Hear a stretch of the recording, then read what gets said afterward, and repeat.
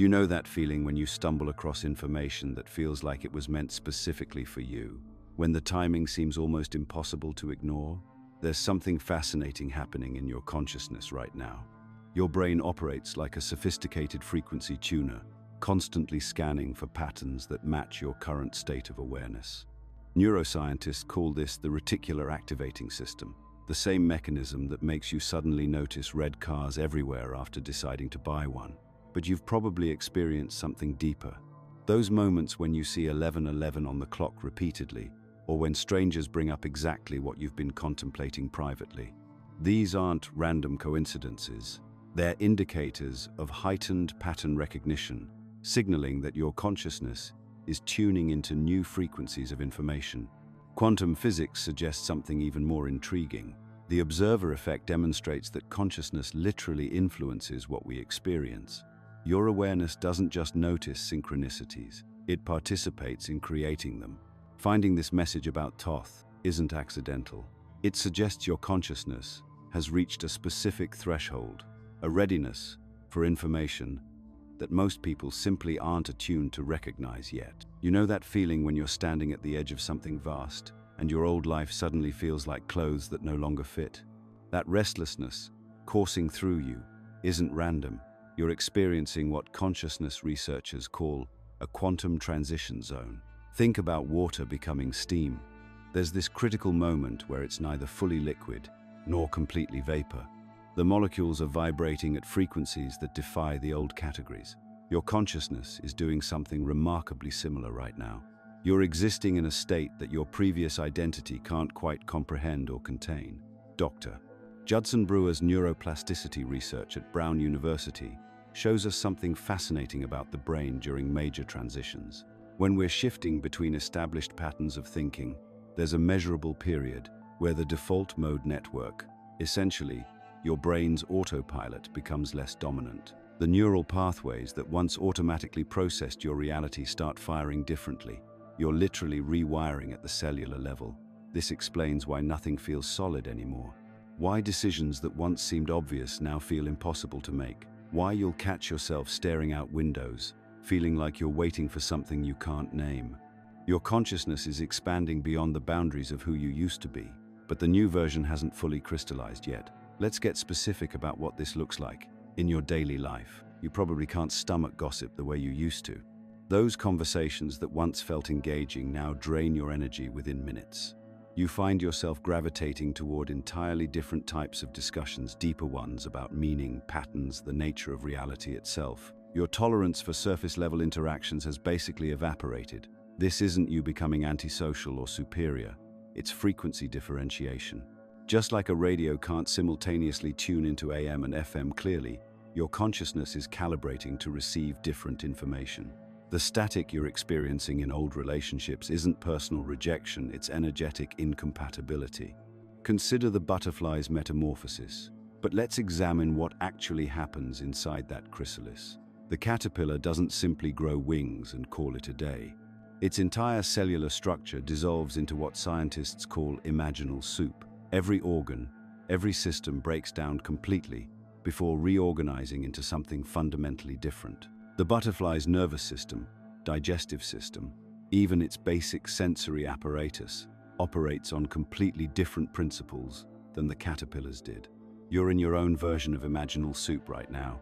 That's why your old coping mechanisms feel useless, why the career that once motivated you now seems hollow, why relationships that felt nurturing now feel restrictive. The infrastructure of your previous identity is dissolving to make space for something unprecedented.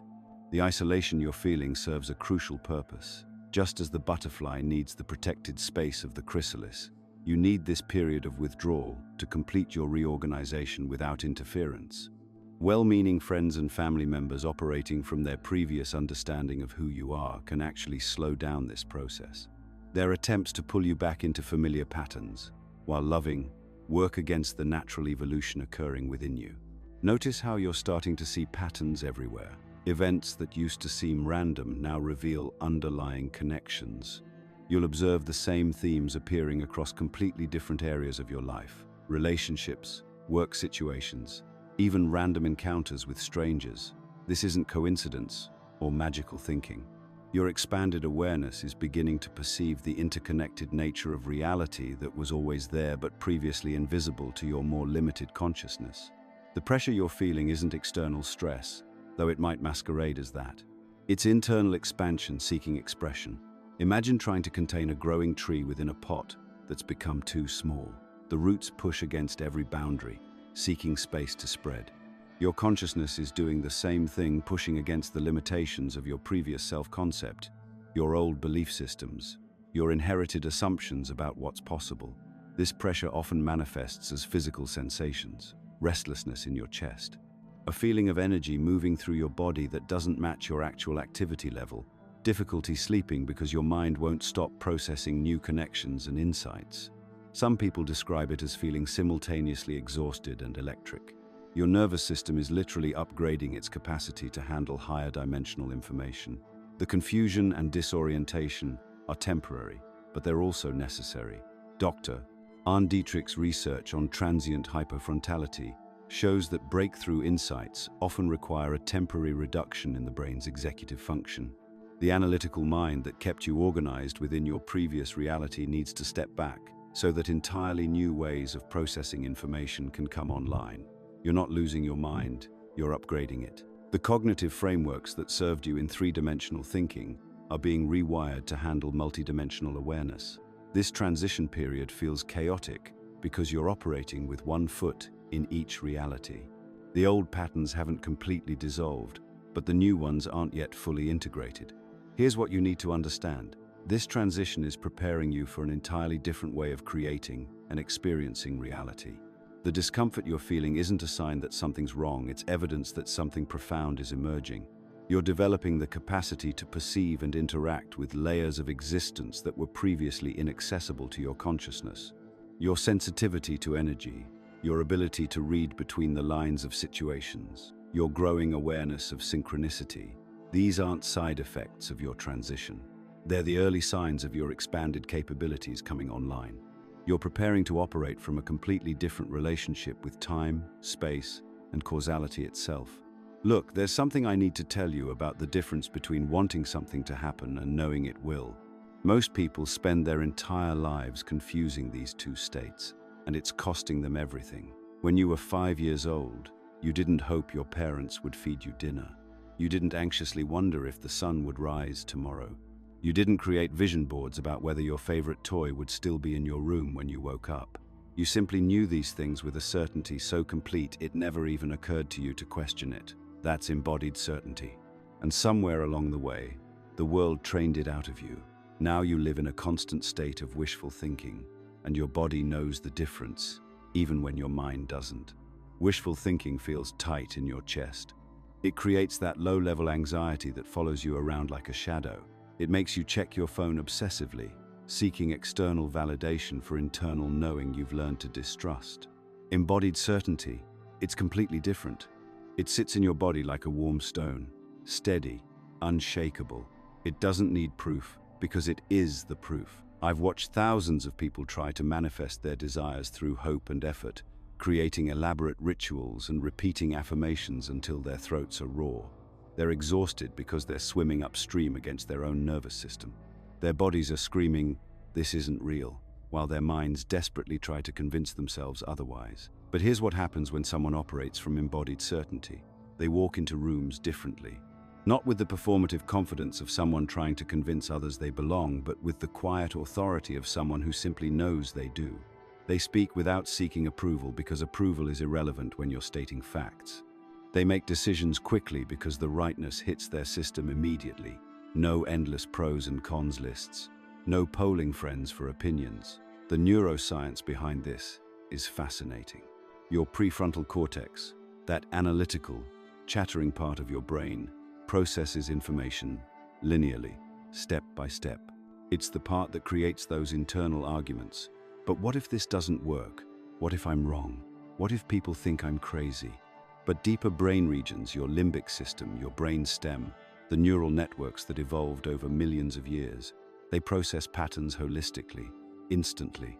They recognize truth the way your body recognizes poison or safety. No analysis required. Indigenous cultures understood this. They didn't separate knowing from being.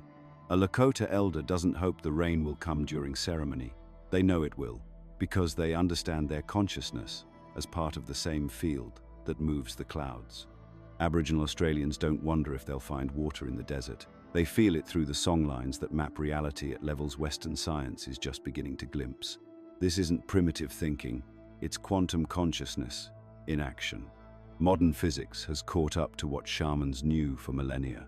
Consciousness isn't produced by matter, it's the field in which matter appears. The observer effect proves that your awareness literally shapes reality at the quantum level. Entanglement shows us that separation is an illusion. Everything is connected in ways that make your intuitive knowing not just possible, but inevitable. Yet you've been trained to dismiss your gut feelings as unscientific. You've learned to override the wisdom of your body in favor of mental analysis, even when your intuition proves accurate again and again. Think about it. How many times have you known something was wrong with a person or situation, talked yourself out of it, and later discovered you were absolutely right? The difference between authentic inner knowing and wishful projection is unmistakable once you learn to feel it. Wishful thinking argues with itself. It needs constant reinforcement. It wavers under questioning. It feels desperate and grasping. Authentic knowing doesn't need to convince itself of anything. It doesn't create internal debates.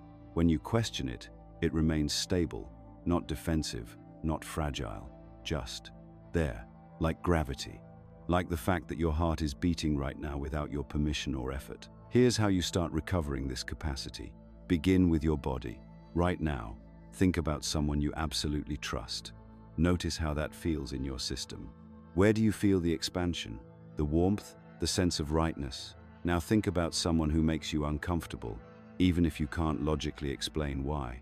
Feel the contraction, the subtle tension, the way your body literally pulls away from the thought of them. Your nervous system is constantly giving you information about what's aligned and what isn't. Most people have learned to ignore these signals, but they never stop broadcasting. Start paying attention to what energizes you versus what drains you, not what you think should energize you based on your goals or other people's expectations, but what actually does. Your body doesn't lie about this. It can't. It's hardwired to move toward life and away from death, toward expansion and away from contraction. When you're considering a decision, drop it into your body like a stone into water. Feel the ripples. Does it create more space or less? Does your breathing deepen or become shallow? Does your posture naturally straighten, or do you find yourself curling inward? This isn't mystical nonsense. It's pattern recognition, operating at speeds your analytical mind can't match. Your subconscious processes millions of data points per second, comparing new situations against everything you've ever experienced, everything your ancestors survived, everything encoded in the collective field of human knowing. The quantum transition zone we talked about earlier, this is how you navigate it. Not through hope or positive thinking, but through remembering how to feel truth in your cells, how to distinguish between the anxiety of wanting and the calm certainty of knowing. Because here's what nobody tells you about manifestation. It's not about creating something from nothing. It's about aligning with what already exists in the quantum field of possibilities. And alignment doesn't happen through effort. It happens through recognition. You're not learning a new skill. You're remembering an ancient one. The same consciousness that moves your blood and grows your hair knows exactly how to create the life you're meant to live. The question isn't whether you can access this knowing. The question is whether you'll trust it when you do. Your body is speaking to you right now. Are you listening? What if I told you that the sudden surge of motivation you felt last Tuesday wasn't random? What if that breakthrough idea that seemed to come from nowhere was actually a carefully crafted message from the most successful version of yourself? This isn't mystical, wishful thinking. We're dealing with something far more profound and scientifically grounded than most people realize. Let me share something that will fundamentally change how you understand inspiration, intuition, and those moments when you just know what to do. Your future self isn't just a potential outcome of your choices. Your future self is actively broadcasting information backward through time, trying to guide you toward the timeline where you both exist. The physics community has been wrestling with this reality for decades. In 1978, physicist John Wheeler designed what became known as the delayed choice experiment. Here's what blew everyone's minds. Particles seemed to know how they would be measured in the future, and they behaved accordingly in the present. When scientists decided to measure a photon as a wave after it had already passed through the experimental setup, the photon retroactively behaved like a wave from the beginning. Change the future measurement to detect it as a particle, and the photon's entire past behavior shifted to match. Think about what this means. Information doesn't just flow forward through time. The future is actively influencing the past, sending signals backward through the quantum field that connects all moments. Your consciousness isn't trapped in this single moment, it's distributed across multiple timeframes, with your most evolved versions constantly transmitting guidance to where you are right now. Remember how we talked about children naturally accessing quantum consciousness before the conditioning kicks in? They're not just imagining conversations with future versions of themselves. They're actually receiving them. That inner knowing you had as a child about what you were meant to do. That was real communication from the timeline where you fully actualized that potential. But here's where it gets interesting. Neuroscientist Dr. Marcus Reichel discovered that our brains have what's called a default mode network, a system that becomes active when we're not focused on specific tasks. During these relaxed states, when our analytical mind stops controlling the flow of information, something remarkable happens. The brain starts making connections across time and space that linear thinking can't access. Every major breakthrough in human history came through this process. Tesla described his inventions as downloads that arrived fully formed during his evening walks. Einstein called his theory of relativity a gift that came to him while daydreaming. Kekulé discovered the structure of benzene in a dream where he saw a snake eating its own tail. These weren't creative accidents. They were successful receptions of information transmitted from future timelines where these discoveries already existed. But most of us never receive these transmissions clearly because we've got too much static on the line. Trauma creates interference patterns in your consciousness. Every limiting belief acts like a jamming signal, blocking the frequencies where your future self is broadcasting. The voice in your head that says, "You can't do that," or "people like you don't succeed," that's not wisdom or realism. That's interference preventing you from receiving the guidance that would prove those beliefs completely wrong. Your future self isn't trying to force you into some predetermined path. They're showing you possibilities, highlighting opportunities, and sending you the motivation you need exactly when you need it. But you have to learn to distinguish between the ego's desperate schemes and your soul's authentic calling. Here's how the communication actually works. Your future self can't override your free will, but they can influence your attention. Ever notice how certain books seem to jump off the shelf at you? How specific conversations happen exactly when you need to hear them? How the right person shows up just as you're ready to learn what they have to teach? These aren't coincidences, they're coordinated synchronicities, breadcrumbs leading you toward your highest potential timeline. The feeling of destiny isn't delusion, it's recognition. When something feels deeply right, when an opportunity makes every cell in your body say yes, before your mind has time to analyze it, you're experiencing alignment with information from your future self. They're confirming that this path leads to the timeline where you both exist, but you have to cooperate with the process instead of trying to control it. The ego wants to force outcomes through struggle and effort. Your future self operates through attraction and flow. They're not saying work harder, they're saying trust more. They're not pushing you toward goals, they're pulling you toward experiences that will naturally evolve you into who you're becoming. Want to improve this communication? Start with these specific practices. Every morning, spend 10 minutes in what I call receptive meditation. Don't try to empty your mind, that's impossible and unnecessary. Instead, ask your future self a specific question, then sit quietly and notice what arises. The first thought is usually ego chatter. The second thought might be analysis. But somewhere in that stream of consciousness, you'll notice something different, an idea that feels both surprising and familiar, like remembering something you'd forgotten. Keep a download journal next to your bed. Before sleep, Write down a challenge you're facing or a decision you need to make. Your future self has access to your dream state when the analytical mind is offline. Don't try to interpret your dream symbolically. Look for direct guidance, clear images, or sudden knowing that persists when you wake up. Pay attention to what I call inspiration patterns. Notice when your best ideas come. Most people receive guidance during repetitive activities: walking, showering, driving familiar routes. These activities occupy the conscious mind just enough to let the deeper communication through. Schedule regular time for these receptive states instead of filling every moment with stimulation and distraction. Learn to recognize the difference between fear-based resistance and authentic hesitation. When your future self is guiding you toward growth, the ego will always object because change threatens its illusion of control. But there's a difference between the fear that says, "This is dangerous," and the fear that says, "This is unfamiliar."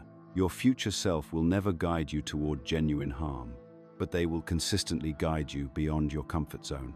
The most important thing to understand is this: your future self isn't some fantasy version of who you might become. They're the natural result of every decision you make in alignment with your authentic nature. Every time you choose courage over comfort, truth over convenience, growth over stagnation, you strengthen the connection to that timeline. Every time you ignore the guidance and choose the familiar path of limitation, you create static that makes the next transmission harder to receive. This is why the embodied certainty we talked about earlier feels so different from wishful thinking. When you're aligned with guidance from your future self, you're not hoping something will work out. You're remembering that it already has. You're not trying to create a new reality. You're allowing yourself to merge with the timeline where your highest potential is already being lived. Your future self is broadcasting right now. The question isn't whether the signal is being sent. The question is whether you're tuned in to receive it. You know how we talked about your future self broadcasting certainty back to your present moment?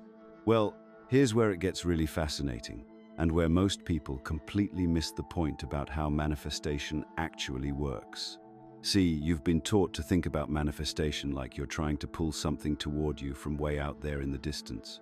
Like you're standing on one side of a canyon, and your desires are on the other side, and somehow you need to build a bridge, or throw a rope to drag them over to where you are. That's not how any of this works. Think about your radio for a moment. When you tune into a station, you're not pulling the music from the radio tower to your car. The music is already everywhere around you. All the stations are broadcasting simultaneously through the same space. Your radio is simply selecting which frequency to receive and decode into audible sound. Your consciousness works exactly the same way.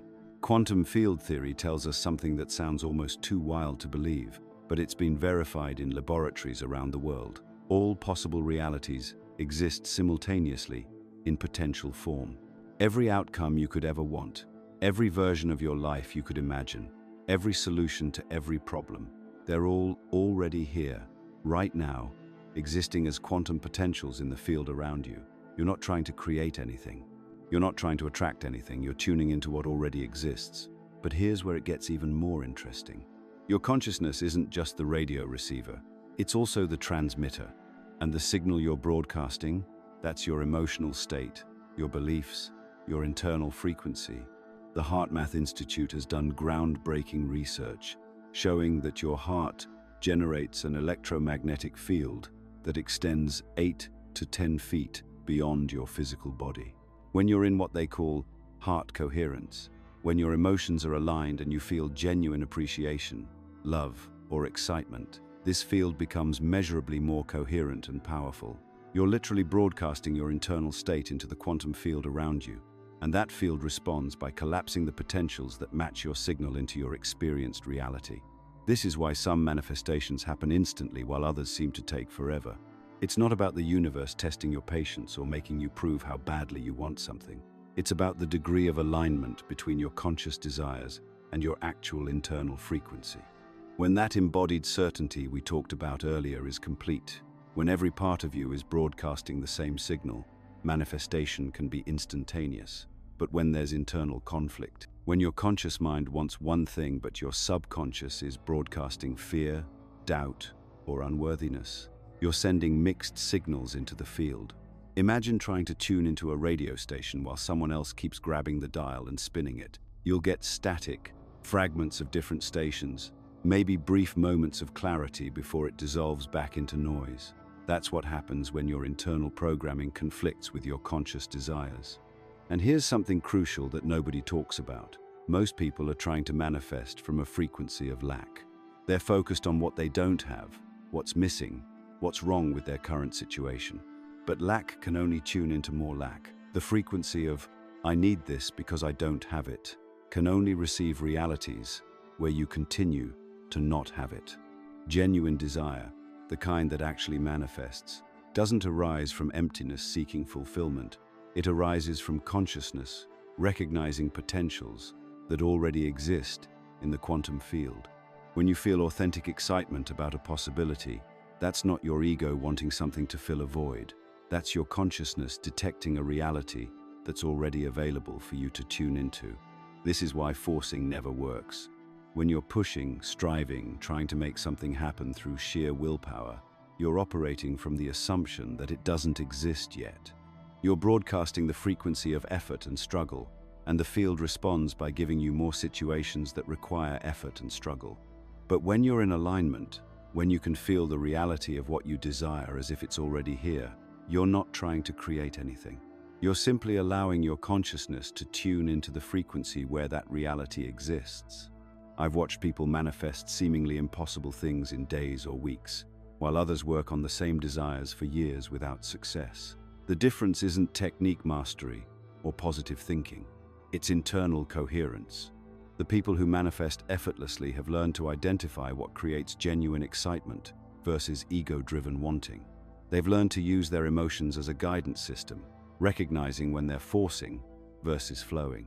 They understand that surrender isn't passive waiting, it's active cooperation with an intelligence far greater than their limited perspective. Here's how you can start aligning with this right now.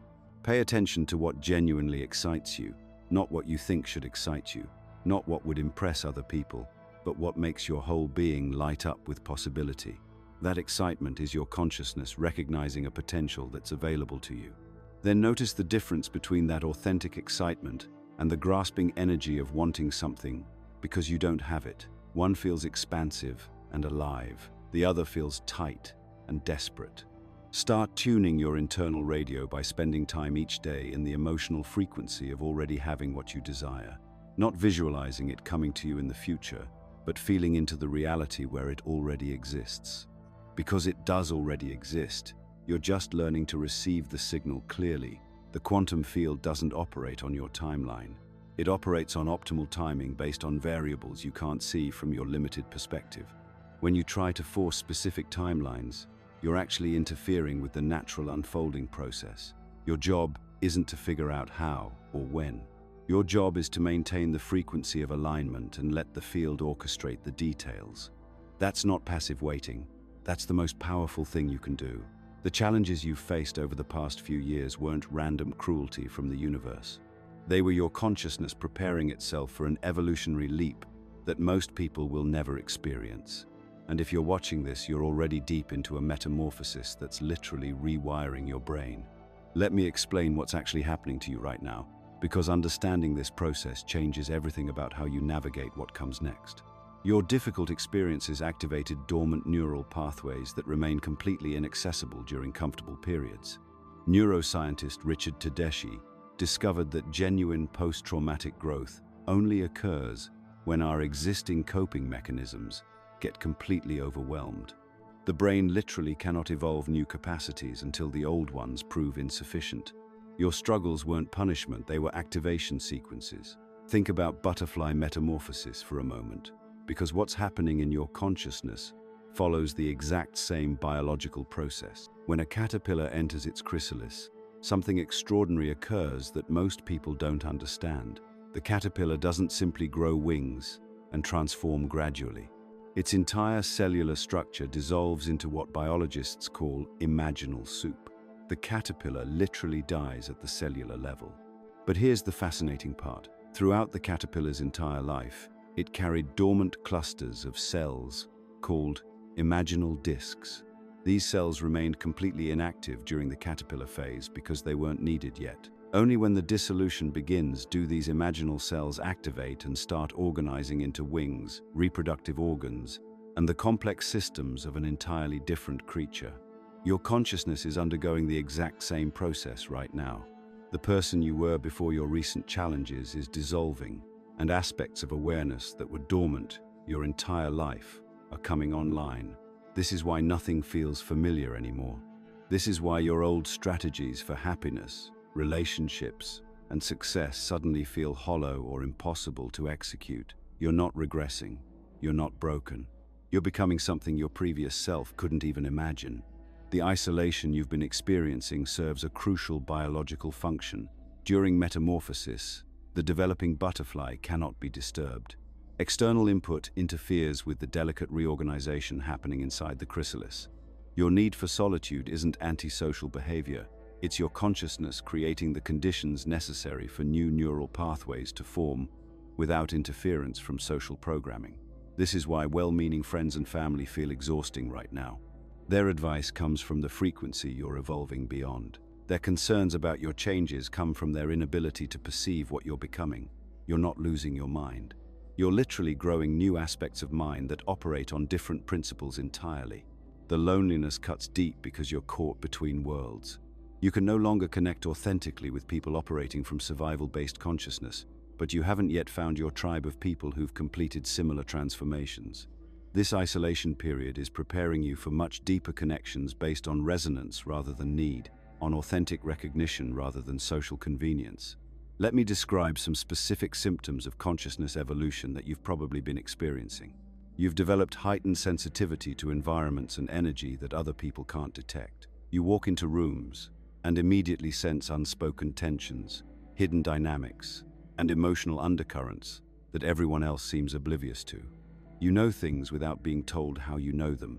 Information arrives in your awareness through channels you can't explain to people who still rely solely on their five senses. Your pattern recognition abilities have expanded dramatically. You see connections between seemingly unrelated events.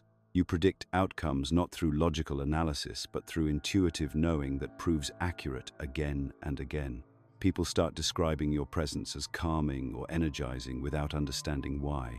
You're developing what the ancients called superhuman capacities, the ability to influence situations through presence rather than action. This is frequency differentiation in action. As your consciousness expands, you naturally gravitate toward different people, environments, and experiences.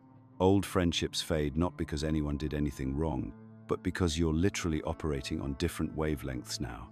New opportunities appear that align with your emerging capacities. Synchronicities multiply because you're learning to navigate reality through resonance rather than force. The confusion you've been feeling often precedes breakthrough clarity. Your logical mind struggles to categorize experiences that don't fit its existing frameworks. But confusion is actually a sign that your consciousness is expanding beyond the boundaries of your previous understanding. Trust this process, even when it feels chaotic. Here's what nobody tells you about consciousness evolution. It's not just personal development. You're participating in a species-wide upgrade in human awareness. The challenges that activated your metamorphosis are occurring globally because humanity itself is evolving. Your individual transformation contributes to collective consciousness evolution in ways you're only beginning to understand. The future self that's been broadcasting guidance to your present awareness. Remember what we discussed earlier about temporal consciousness. That future version of you has already completed this metamorphosis. The quantum field contains all possibilities, including the fully actualized version of who you're becoming. Your job right now is to honor the dissolution phase while trusting the reorganization process. Stop trying to fix yourself back to who you were before. That version of you served its purpose, but attempting to return to previous patterns is like trying to stuff a butterfly back into a caterpillar body. It's not just impossible, it's completely missing the point of everything you've endured. Instead, create space for what's emerging.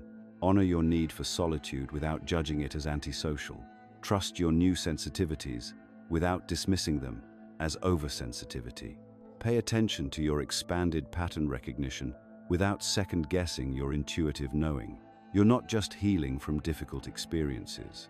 You're evolving into a version of human consciousness that can perceive and interact with reality in ways that seemed impossible before your metamorphosis began.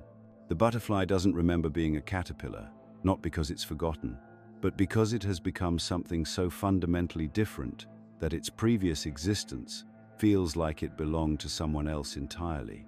The systematic preparation you've been experiencing, those challenges, those moments when everything seemed to fall apart, they weren't just clearing out old patterns. They were dissolving the boundaries of who you thought you were, preparing you for something neuroscience is just beginning to understand: the dissolution of what researchers call the default mode network. When you experience those peak moments during your darkest times, those sudden flashes of clarity, those inexplicable moments of knowing exactly what to do, you weren't thinking your way to solutions. You were accessing something far more fundamental than your personality-level awareness. You were touching what indigenous cultures have always called your essential consciousness. This isn't mystical theory. Research from Johns Hopkins and Imperial College London shows that during profound experiences, whether through meditation, breathwork, or even crisis-induced breakthroughs, specific brain networks literally quiet down.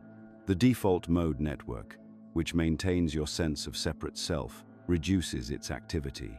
And when it does, people consistently report accessing a broader intelligence that feels both completely natural and utterly beyond their normal thinking processes. Your personality is like software running on hardware. It's the collection of learned responses, conditioned patterns, and adaptive strategies you developed to navigate your specific circumstances. But the hardware itself, the awareness that observes thoughts, emotions, and experiences, that's your essential consciousness. It was there before your conditioning began, and it remains constant while everything else changes. Think about this. You can watch your thoughts arise and pass away. You can observe your emotions shift and transform. You can notice your circumstances evolve and your body age. But the awareness doing the watching that never changes. It's the same awareness you had as a child, the same consciousness that will be present regardless of what happens in your life. This is what mystics mean when they talk about your true nature, and it's what Thoth's teachings point toward when they speak of remembering rather than becoming. The Lakota have a phrase, mitakuye oyasin, all my relations. It reflects their understanding that individual consciousness isn't separate from the intelligence that moves through everything. When you access your essential awareness, you're not just connecting to some personal inner wisdom. You're aligning with the same intelligence that orchestrates the migration patterns of birds, the precise timing of cellular division, the complex dance of ecosystems, maintaining balance across centuries. This is why rational analysis, while brilliant for specific functions, can't navigate life's deeper mysteries. Logic builds understanding step by step, but essential knowing arrives complete. When you truly know something at this level, it doesn't feel tentative or theoretical. It carries the same certainty you have about your own existence. You've experienced this. Those moments when you sensed the rightness or wrongness of a choice before you could explain why. Times when you knew something about a person or situation that you had no logical reason to know.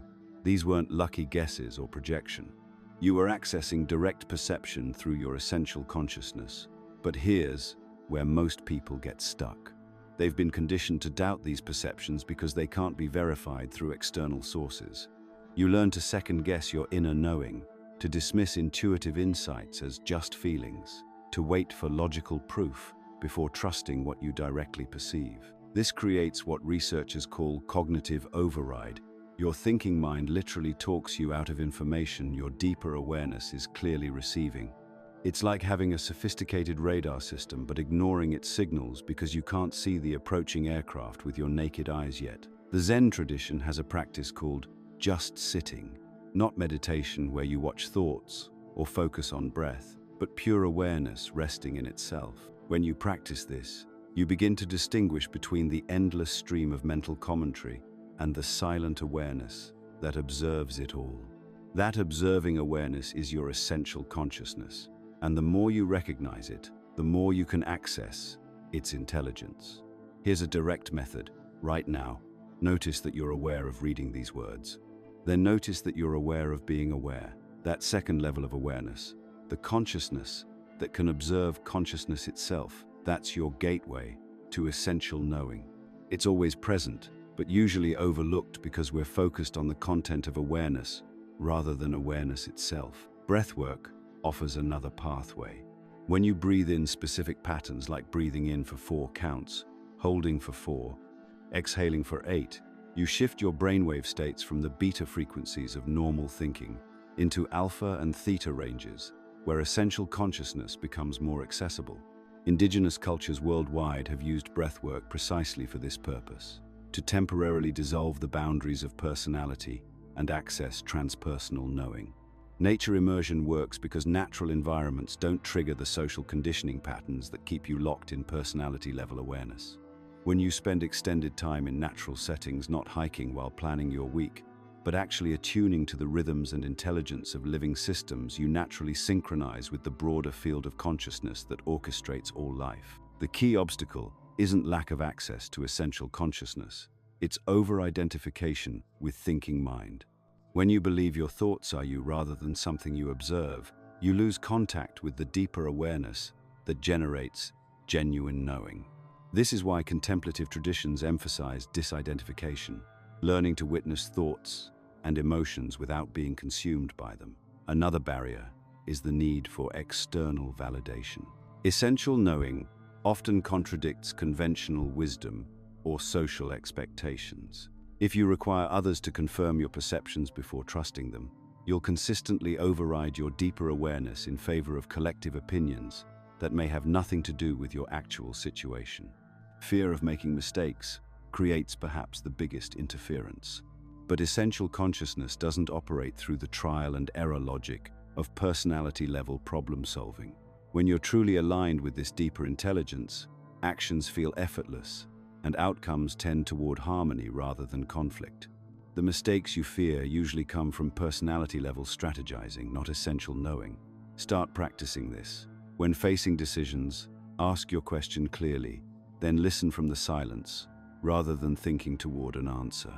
Notice what creates expansion versus contraction in your body when you consider different options. Pay attention to the awareness that remains constant while thoughts and feelings fluctuate. You're not developing new capacities.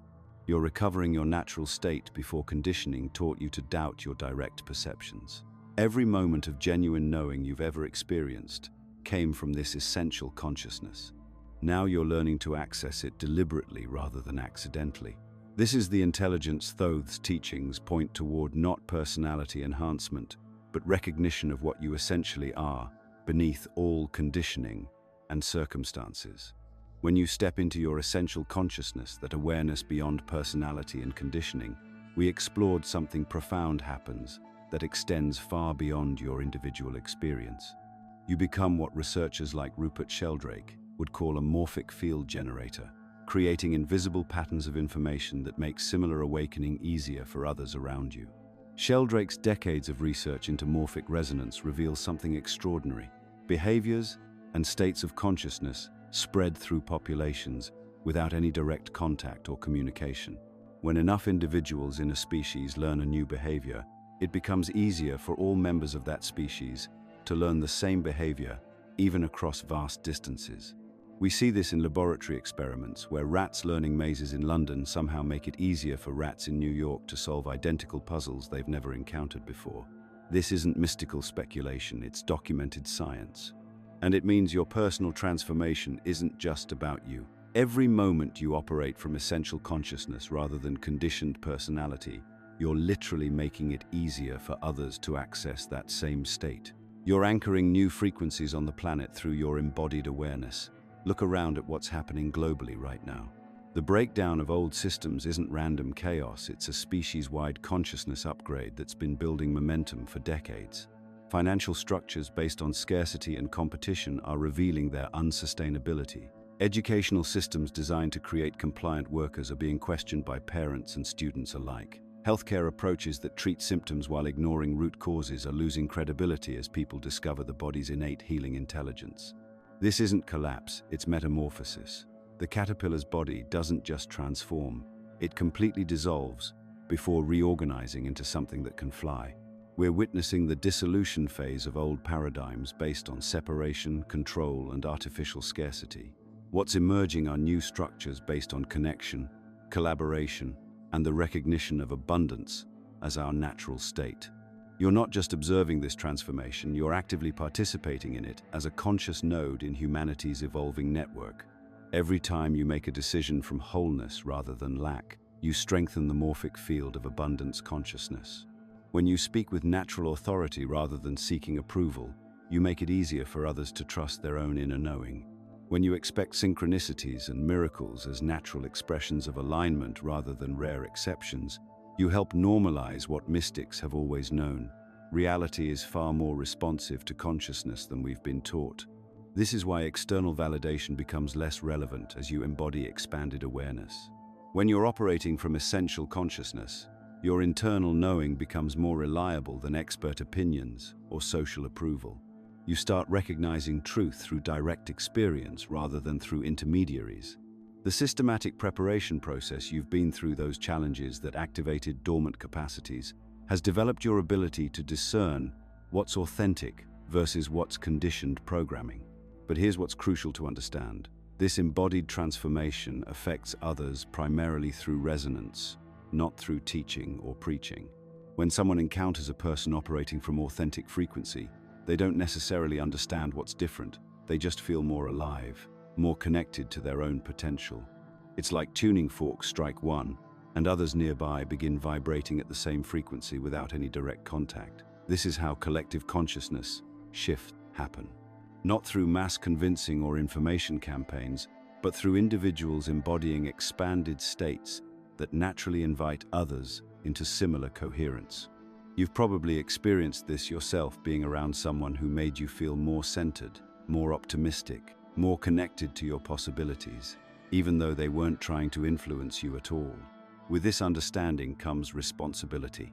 Consciousness expansion isn't just about personal benefit, it's about serving the evolutionary impulse that's moving through our entire species. When you use expanded awareness solely for individual gain, you're still operating from separation consciousness. True transformation happens when your personal awakening becomes a gift to the collective field. This requires maintaining coherence between your inner knowing and outer expression.